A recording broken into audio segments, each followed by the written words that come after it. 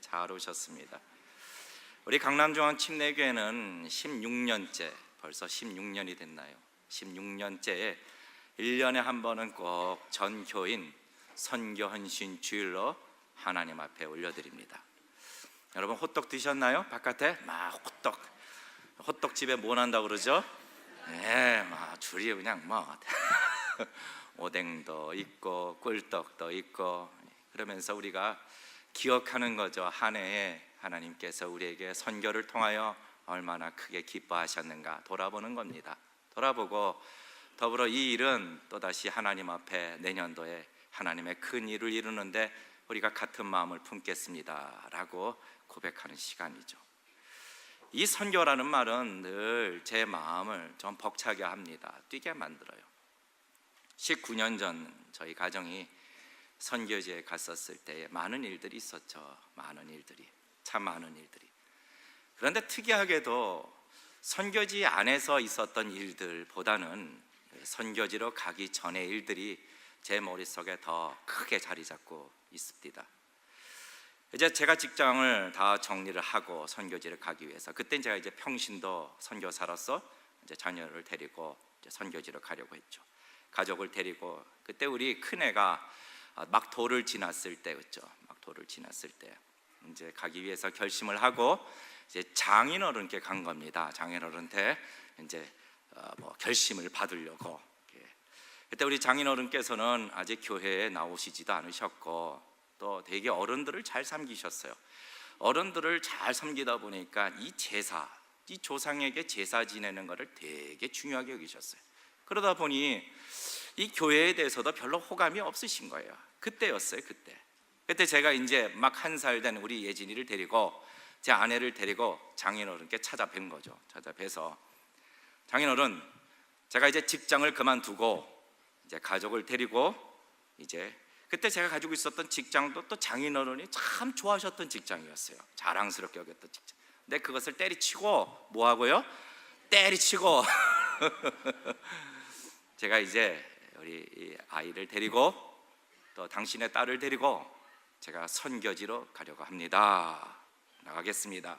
그러자 우리 장인어른이 갑자기 우와, 우리 사위 거룩한 일에 최고다 라고 했을까요?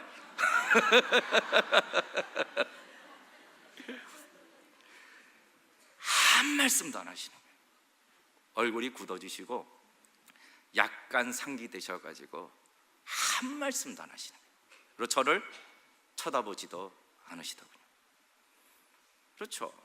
제가 얼마나 긴장이 됐는지, 제가 맨 처음 장인어른 뵙고 장인어른 따님을 주십시오 할 때보다 더 긴장이 되는 순간이었어요. 장인어른 입장에서는 당연합니다. 집안에 복동이로 키웠던 그 딸을 이 사위 녀석이 어느새 데려가더니 호강은 못 시켜주고 갑자기 직장을 때리치고 그 어린 외손녀 하나 데리고 선교지로 가겠다고. 그것도 무슨 유럽이나 미국이나 그렇게 선진국으로 가는 것이 아니라 험한 지역을 가겠다라고 하니 장인어른께는 정말로 기가 찰 노릇이죠. 날벼락 같은 일입니다. 그런데 우리 장인어른께서 한 말씀도 안 하시다가 마지막 딱 얘기하시더군요. 정서방, 그때 제가 정서방이죠. 정서방. 자네가 결혼한 사람이니 자네가 가족을 데리고 나가서 죽이든지 살리든지 다 자네가 알아서 하게라고 하더라고요. 그 순간이 기억에 나요. 저는 아주 난리가 날 줄 알았어요. 근데 지금 우리 장인어른은 참 우리 세 가족 또 그 공부도 다 마치시고 신앙생활 얼마나 잘하시는지, 침례도 받으시고 말씀도 얼마나 사모하시는지 요즘은 우리 사위가 최고요, 최고. 아주 자랑스러워하십니다. 제 둘째 기억은 언제냐, 이제 선교지로 출발하기 위해서 짐을 다 꾸리고 공항에서 이제 일었을 때였습니다. 그때 아무래도 선교지에 갈 때 이 오바차지, 비행기에 수화물로 보내면 오바차지가 금액이 비쌌죠. 그때 뭐 선교사가 무슨 돈이 있습니까? 그러다 보니까 아끼기 위해서 되도록이면 비행기 안에 많은 것을 가지고 들어가자. 그래서 배낭을, 제 키만한 배낭을 2개를 산 거예요. 산 게 아니라 구한 거죠, 그것도. 거기다가 무거운 거는 다 넣은 거예요. 책, 무거운 거, 무게 나가는 거, 전기 밥솥까지 거기다 넣습니다. 전기 밥솥 넣어가지고 이제 짊어를 지는데 얼마나 무거웠는지 진짜 어깨가 빠진다, 그 말 그대로도. 제 아내는 또 우리 큰애가 그때 막 돌을 지냈던 터라 이제 그 아기띠를 하고 앞에다 딱 메고 또 똑같이 그 큰 배낭을 등에다 짊어지고 못 일어나는 거예요. 의자에서 못 일어나, 무거워서. 그러니까 양옆에서 딱 이게 잡고 으쌰 해야 일어나는 거예요. 그렇게 해서 배낭을 메고 저는 양손에다가 또 가방을 들고, 그리고 이제 출국장을 나서서 비행기 타는 게이트까지 왜 그렇게 먼지, 마치 가나안을 향하는 이스라엘 백성처럼 얼마나 먼지. 가면서 제 아내랑 깔깔깔 웃었습니다. 땀 삐질삐질 흘리면서. 뭐라고 웃었는가? 야, 이러다가 선교지에서 뭐 순교하는 게 아니라 공항에서 순교하겠다. 그러면서 깔깔깔 웃으면서 또 거기까지 가는 거예요. 아주 생생하게 기억에 납니다. 지금도 수많은 선교사님들의 발걸음이 지역을 향하고 있는 거죠. 어쩌면 자기 아이들의 손을 잡고, 어쩌면은 아이들을 또다시 품에 안고 지금도 선교지를 향하고 있는데, 도대체 무엇이 그 발걸음을 재촉하고 있을까요? 저는 그 상황을 뻔하게 알 것 같습니다. 분명히 주변에서는 가지 말라고, 왜 그곳에 가서 사서 고생이냐고, 왜 가냐고 분명히 많은 사람들이, 가족과 주변에 있는 사람들이 만류했을 겁니다. 뻔합니다. 그런데도 왜 이들은 아랑곳 없이 그 땅을 향해서 그렇게 가고 있을까요? 성경에는 저와 여러분이 너무나도 사랑하고 있는 주님의 말씀이 있습니다. 주님의 분명하신 말씀이 있습니다. 마태복음 28장 18절과 20절 말씀 우리 한번 읽어보실까요? 18절부터 20절 같이 읽겠습니다. 시작. 예수께서 나와 일러 가라사대 하늘과 땅의 모든 권세를 내게 주셨으니 그러므로 너희는 가서 모든 족속으로 제자를 삼아 아버지와 아들과 성령의 이름으로 침례를 주고 내가 너희에게 분부한 모든 것을 가르쳐 지키게 하라. 볼지어다 내가 세상 끝날까지 너희와 항상 함께 있으리라 하시니라. 하늘과 땅의 모든 권세가 내게 있으니 그 권세를 가지고 내가 너희에게 명하노니 너희는 가서 모든 족속으로 제자를 삼아 침례를 주고 내가 너희에게 분부한 모든 것을 가르쳐 지키게 하라. 당시의 제자들의 관심은 다른 데 있었어요. 무엇에 있었습니까? 예수님, 당신 언제 다시 오시겠습니까? 여기에 지대한 관심이 있었어요. 그리고 물어보는데 그때 예수님께서 뭐라고 말씀을 하셨는가? 우리 사도행전 1장 7절과 8절 말씀, 이 말씀도 우리 같이 읽겠습니다. 같이 읽으실까요? 시작. 가라사대 때와 기한은 아버지께서 자기의 권한에 두셨으니 너희의 알 바 아니요 오직 성령이 너희에게 임하시면 너희가 권능을 받고 예루살렘과 온 유대와 사마리아와 땅끝까지 이르러 내 증인이 되리라 하시니라. 우리가 그토록 살아가는 주님께서 무엇을 말씀을 하시는가? 내가 다시 오는 날에 대해서는 너희가 알 바가 아니라 너희가 정말로 중요하게 관심을 두어야 하는 것은 지금도 하늘 보좌에서 이 땅을 다스리고 계시는 예수 그리스도, 너희가 사랑하는 예수 그리스도의 증인이 되라고 하시는 거예요. 그런데 우리 주님께서는 이 일에 대하여 그냥 무책임하게 말씀하지 않으십니다. 주신 것이 있어요. 주신 것이 아주 중요한 것을 주셨는데 오직 성령이 너희에게 임하시면, 무슨 말입니까? 우리 주님께서는 이 당신의 위대한 이 사명에 대하여 순종하도록, 이 명하신 이 지상명령에 순종하도록 누구를 주셨다라는 거예요? 성령님을 주셨다라는 거예요. 그러므로 우리가 생각해야 되는 것이, 우리가 예수 그리스도를 믿어 우리 안에 성령님이 내주하시는 주의 성도들은 지극히 다, 모두가 다 이 지상 명령에 순종해야 하는 것이 지극히 당연한 일이라는 거예요. 지극히 당연한.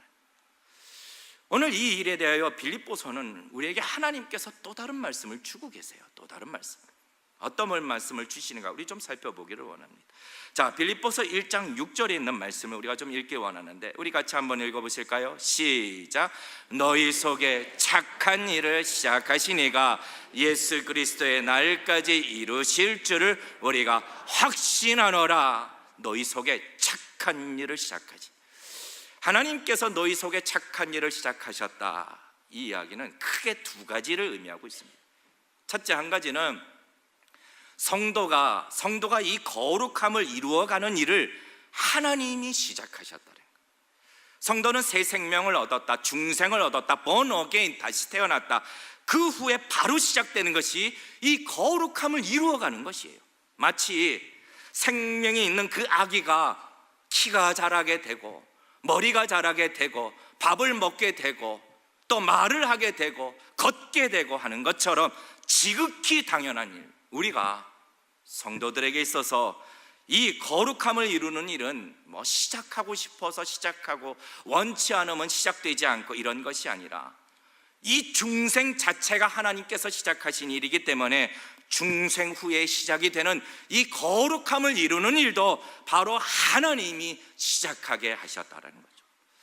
잘 아시다시피 사실 성도가요, 이제 믿음의 삶을 지키고 끝까지 살아가는 것이 이게 쉬운 일이 아니에요. 거룩함을 이루어가는 것이 이게 쉬운 일이 아닙니다. 그래서 스펄전 목사님께서는 그의 설교집을 보게 되면은 기독교인의 삶은 기적의 연속이다라는 표현이 나옵니다. 그만큼 어려운 길을 가고 있는 거죠.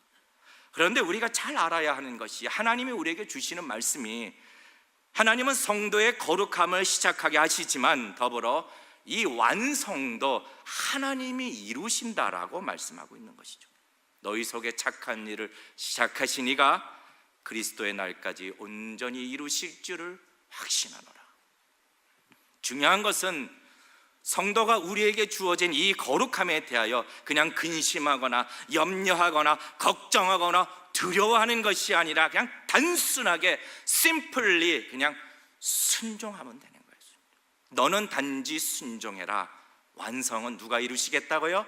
하나님이 이루시겠다. 두 번째 의미는 너희 속에 거룩한 일을 시작하셨다, 착한 일을 시작하셨다. 이 일에 대해서는 사명에 대한 얘기를 합니다. 사명, 하나님의 사명을 이루는 일을 우리 각자에게 시작하셨다는 거예요. 무슨 의미입니까? 오늘 이 빌립보서의 전체 정황을 보게 되면 이 사명이라는 것은 사도 바울의 선교에 동참하고 돕는 일을 가리킵니다. 이 빌립보 교인들은 이 사도 바울이 하고 있었던 이 선교에 대하여 기도하고 관심을 갖고 물질로 또 동참했었던 교회인데, 자, 빌립보서 4장 16절 말씀입니다. 우리 같이 한번 읽어보실까요? 빌립보서 4장 16절 시작. 내게는 모든 것이 있고 또 풍부한지라 에바브로 디도 편에 너희의 준 것을 받음으로 내가 풍족하니 이는 받으실 만한 향기로운 제물이요 하나님을 기쁘시게 한 것이라.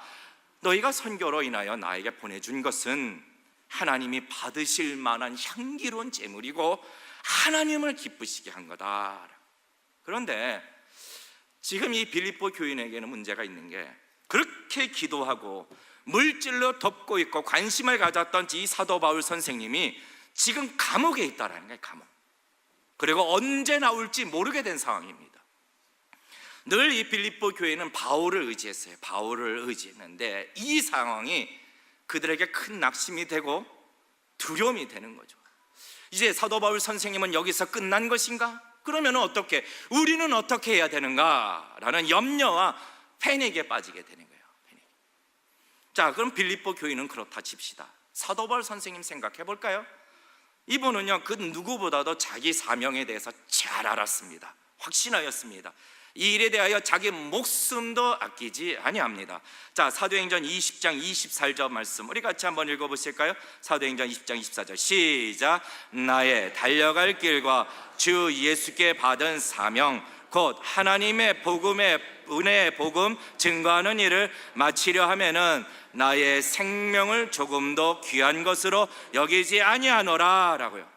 이 복음을 증거하는 일을 마치는 데 있어서 자기 생명도 아끼지 아니하겠다라고. 그래서 이 복음 증거하는 일을 마치는 일에 계획을 세웁니다. 놀라운 계획을 세웁니다. 무슨 계획이냐? 그는 스페인, 그때 당시에 서바나, 이 서바나까지 가서 복음을 전하는 것을 완수하고자 합니다. 계획을 다 세워요. 그리고 이 계획을 세우기 위하여 당시 선교센터로 로마 교회를 택합니다. 그래서 로마 교회의 도움을 얻고자 계속 로마 교회에 그렇게 가기를 원했었어요. 그러니까 로마서 1장 13절 말씀에 이렇게 기록되어 있는데, 이 말씀도 우리 같이 한번 읽으시죠. 읽으실까요? 시작. 형제들아, 내가 여러 번 너희에게 가고자 한 것을 너희가 모르기를 원치 아니하노니 이는 너희 중에서도 다른 이방인 중에서와 같이 열매를 맺게 하려 함이로되 지금까지 길이 막혔도다. 계속 로마 교회로 가길 원했어요. 왜요? 이 선교의 사명을 마치기 위해서. 그런데 지금 바울의 계획대로라면은 사실 사도 바울 선생님은 서바나에 있어야 돼요. 서바나. 아니면은 지금 로마 교회 형제들을 만나서 이 서바나 교회, 이 서바나 지역의 선교를 위해서 뜻을 모으고 막 기도도 하고 준비를 하고 있어야 되는데 지금 어디 있나요? 감옥에 있는 거예요. 감옥에. 그것도 로마 감옥에. 그는 로마로 오기를 원했지만 이런 식으로 오기를 원치 않았죠. 게다가 빌립보서 2장 17절 말씀에 이렇게 기록되어 있습니다. 이 말씀도 우리 같이 함께 읽으시죠. 빌립보서 2장 17절 시작. 만일 너희 믿음의 재물과 봉사 위에 내가 나를 관제로 드릴지라도 나는 기뻐하고 너희 무리와 함께 기뻐하리니. 너희 믿음의 재물과 봉사 위에 내가 나를 관제로 드릴지라도, 이 말씀에 대하여 많은 주석가들이 이때 당시 사도 바울은 자기가 죽을 것이라는 것을 예견하고 있었다라고 합니다. 지금 바울의 나이는 50대 초반 혹은 중반 정도로 추정되고 있는 것이죠. 그러면은 이제 바울이 생각했었던 자기 사명을 마치는 일, 다하는 일에는 과연 실패를 한 것인가요? 여기서 끝인가요? 생각을 한번 해보는 거예요. 한국 초기 조선시대 말에 한국에 들어오셨던 선교사님 가운데 언더우드 선교사님이 계셨습니다. 그분도 오셔서 초반에 많은 어려움이 있었죠. 많은 어려움. 이 어려움을 겪으면서 기도한 내용이 여기 있습니다. 제가 좀 한번 읽어드릴게요. 기도 내용입니다. 주여, 지금은 아무것도 보이지 않습니다. 보이는 것은 고집스럽게 얼룩진 어둠뿐입니다. 그들이 왜 묶여 있는지도 고통이라는 것도 모르고 있습니다. 고통을 고통인 줄 모르는 자에게 고통을 벗겨주겠다고 하면 의심부터 하고 화부터 냅니다. 조선의 마음이 보이지 않습니다. 그리고 저희가 해야 할 일도 보이지 않습니다. 그러면 이 땅을 향했던 언더우드 이 선교사님의 사명은 실패하신 건가요? 서바나로 가서 복음을 증거하려고 했던 그 사도 바울 선생님의 사명도 실패로 끝난 것인가요? 하나님의 이 사명에 동참하기 위하여 빌립보 교인들의 수고도 실패로 끝난 것인가요? 근대 선교의 아버지라고 불리는 윌리엄 캐리 선교사님, 인도에서 8년 동안에 단 한 명의 신자도 얻지 못했다고 합니다. 단지 얻은 것은 아들의 죽음과 그 부인의 죽음뿐이었습니다. 어리석은 일이었나요? 오늘 하나님은 우리에게 이렇게 말씀하고 있는 거예요. 하나님께서 이 위대한 일을 시작하신 이가 하나님이시며 더불어 이 일을 이루시는 이도 하나님이시다라는 것을 우리에게 가르쳐주고 있다는 거죠. 중요한 것은 우리에게는 단지 원하는 것, 순종이라는 것. 순종. 성도님들, 하나님께서 우리에게 이 일에 대하여 순종하라고 말씀하시는 것, 이 위대한 지상 명령에 대하여 우리에게 순종하라고 말씀하시는 것은 우리가 완성할 능력이 있어서가 아닙니다. 우리가 무슨 온전한 성도이기 때문에, 성숙한 성도이기 때문에 아니에요. 아세요. 하나님께서는 아심에도 하나님은 당신이 가장 기뻐하시는 그 일에 우리에게 새 생명을 주신 그 이유에 대하여, 그 목적에 대하여 함께 동참하는 것, 순종하는 것을 보기를 원하신다라는 거죠. 저희가 해야 할 일이 보이지 않습니다라고 고백했던 이 언더우드 선교사님의 그 기도문 마지막에는 이렇게 기록되어 있습니다. 지금은 우리가 황무지 위에 맨손으로 서 있는 것 같사오나, 지금은 우리가 서양 귀신 양기자라고 손가락질을 받고 있사오나, 지금은 예배드릴 예배당도 없고 학교도 없고, 지금은 그저 경계와 의심과 멸시와 천대함이 가득한 곳이지만 이곳이 머지않아 은총의 땅이 되리라는 것을 믿습니다. 주여, 오직 제 믿음을 붙잡아 주소서라고. 우리 주님께서는 단지 원하시는 거야 무엇입니까? 당신이 가장 기뻐하시는 이 일에 그냥 동참하고 순종하기를 원하시는 거죠. 그러면 이 순종이요, 우리에게 희생이 되는 건가? 오늘 우리에게 주신 말씀은 참 놀라운 것은 이 선교에 동참하는 일을 은혜에 참여하는 일이라고 말합니다. 우리는 살면서 은혜를 많이 구합니다. 은혜를 많이 구해요. 하나님, 오늘도 은혜를 주시옵소서. 어제의 은혜가 아니라 오늘 새로운 은혜를 주시옵소서. 성도님들, 원하는 것은 여러분에게 날마다 하나님께서 위로부터 부으시는 신령한 은혜가 날마다 충만하시기를 주님의 이름으로 축원합니다. 자, 우리는 구원의 은혜를 받았죠. 그런데 왜 또 은혜를 구하나요? 하나님의 동행하시는 것, 하나님의 임재, 오늘도 눈동자처럼 나를 지켜주시는 그 은혜, 인생의 수많은 위기 가운데 나를 건져주시고 보호하시는 그 은혜, 근심과 걱정과 염려가 아니라 내 마음에 주님이 주시는 평강과 기쁨으로 채움받기를 원하는 그 은혜, 그 은혜를 구하는 거죠.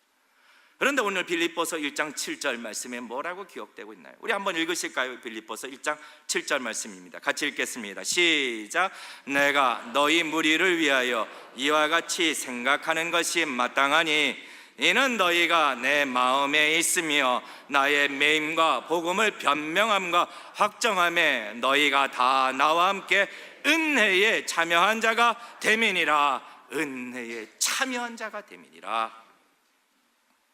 복음 전파로 오게 갇히고 매이고 복음을 변명하는 이 일들을 은혜라고 얘기하고 있죠. 헬라어로 카리토스, 이렇게 성경은 우리에게 얘기하고 있는 거예요.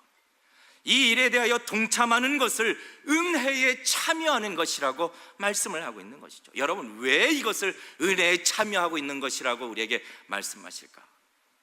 바로 하나님께서는 우리에게 수많은 순종을 말씀하십니다. 성경에는 많은 명령들이 기록되어 있어요. 감사하라, 기도하라, 사랑하라, 기뻐하라, 믿음에 견고해라, 허망한 내 마음을 두지 말라, 너희 눈을 땅에 두는 것이 아니라 하늘에 두라. 왜 이 수많은 명령을 기록하셨을까요? 이것은 하나님이 자기 백성에게 더 큰 축복을 주시기를 원하시고 더 큰 은혜를 주시기를 원하시는 것인데, 수많은 명령 가운데 하나님이 가장 존귀하게 생각하고 계시는 이 지상 명령에 대하여, 이 가장 큰 가치에 대하여 순종할 때 하나님이 우리에게 주시는 그 축복과 은혜가 얼마나 큰지 우리가 조금만 생각해도 우리는 알 수 있다라는 거예요.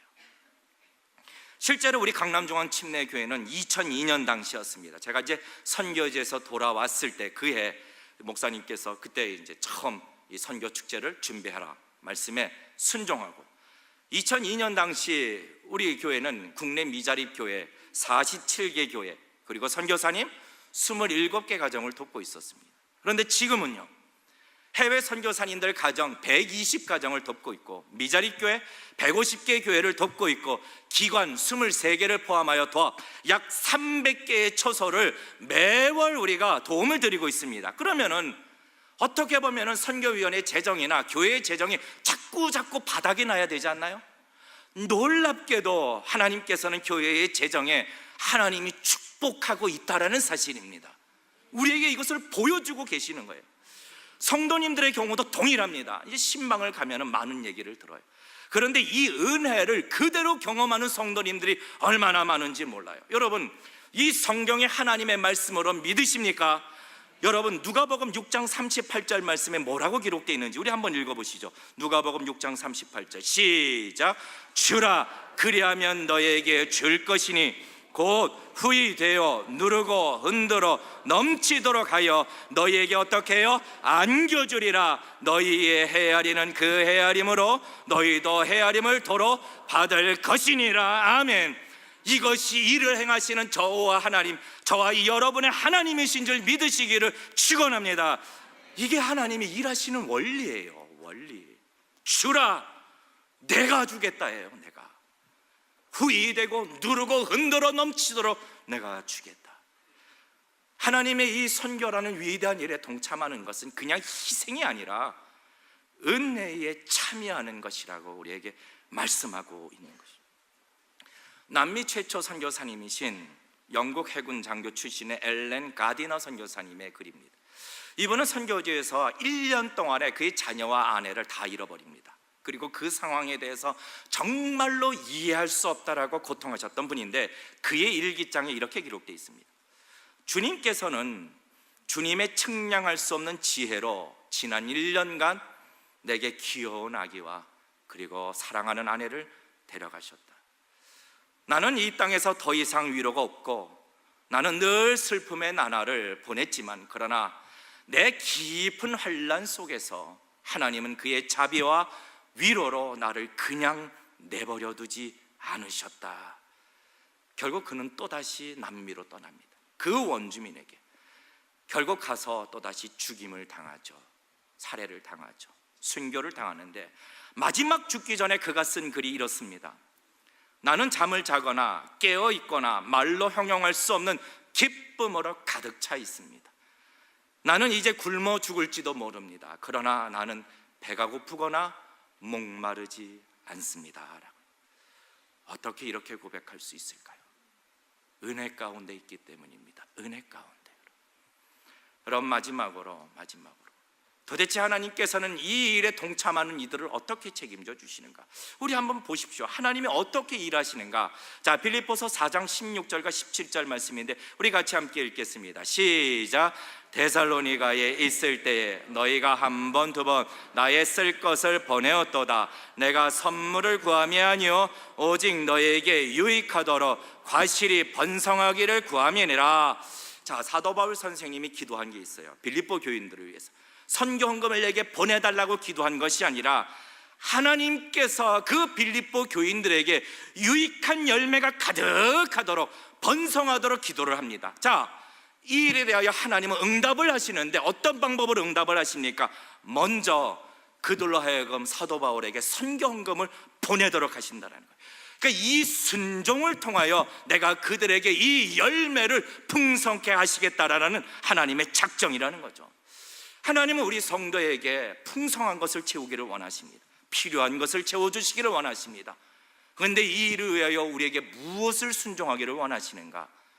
바로 이 복음을 위하여 하나님의 위대한 지상명령에 순종하기를 원한다는 거죠. 이것이 하나님이 주시는 더 큰 은혜, 축복하시는 하나님의 방법이라는 겁니다. 이 일을 위하여 하나님께서는 그냥 우리에게 말씀하시는 것이 아니라 우리 마음에 소원을 두십니다. 뜨거운 마음을 주신다라는 거죠. 자, 빌립보서 2장 13절 말씀, 마지막 말씀입니다. 우리 같이 함께 읽으실까요? 시작. 너희 안에서 행하시는 이는 하나님이시니 자기의 기쁘신 뜻을 위하여 너희로 소원을 두고 행하게 하시나니. 아멘. 자기의 기쁘신 뜻을 두고 너희로 소원을 두고 행하게 하시니. 이제 말씀을 마치고자 합니다. 성도님들, 분명하신 뜻은 이것입니다. 성령을 받은 모든 신자들은 하나님의 말씀하시는 이 지상명령에 동참하는 것, 이것은 분명하신 하나님의 뜻이에요. 분명하신. 그리고 이 동참하는 이 일은 희생이 아니라 축복과 은혜에 참여하는 것이라고 우리에게 가르쳐 주고 있는 것이죠. 그리고 이 일을 위하여 우리 마음에 소원을 두고 하나님의 기쁘신 뜻을 위하여 소원을 두고 행하여 주신다는. 성도님들, 하나님께서는 우리의 모든 필요를 채우기를 원하십니다. 그리고 유익한 열매를 주기를 원하십니다. 이 일을 위하여 하나님께서 말씀하시는 하나님의 기쁘신 뜻이라고 말씀하시는 이 위대한 선교의 이 은혜에 모두가 다 이 은혜에 동참하시는 자가 되시기를 주님의 이름으로 축원합니다. 하나님의 지상 명령에 기쁨으로 동참하실 때에 하나님께서 이 순종을 보시고 저와 이 여러분의 삶 가운데 하나님이 약속하신 대로 너희는 먼저 그의 나라와 그의 의를 구하라, 그리하면 이 모든 것을 너에게 더하시겠다라는 이 약속이 저와 이 여러분에게 이루어질 줄 믿으시는 자가 되시기를 주님의 이름으로 축원합니다.